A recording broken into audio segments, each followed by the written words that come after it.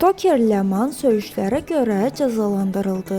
Baldızı Turə intihara cəhd edibmiş. TikTokda təhqir edici ifadələri, çıxışları ilə gündəm olan Ləman Vəliyeva keçmiş baldızının şikayəti əsasında cəzalandırılıb. Məlum olub ki, baldızı onun böhtanlarından bezərək intihara cəhd edibmiş. Caspian Press Müsavat.com-a istinadən xəbər verir ki, Ləman Vəliyevadan şikayətçi olan keçmiş baldızı Turə Nuriyevadır. Ləman Vəliyeva həyat yoldaşından ayrıldıqdan sonra TikTok sosial şəbəkəsində əri, qaynanası və baldızı haqqında təhqir edici paylaşımlar edib. Əsas da baldızı Turə Nuriyeva barəsində təhqir edici paylaşımlar edib, onu onkoloji xəstə olmasına görə ələ salıb. Turə Nuriyeva buna görə intihara da cəhd edib. Onu ölümdən son anda qızı xilas edib. Bundan sonra Turə Nuriyeva qızına Ləmanın hüquqi müstəvidə cəzalandırılmasına nail olacağına dair söz verib. Turə Nuriyeva barəsində böhtan atılması ittihamı ilə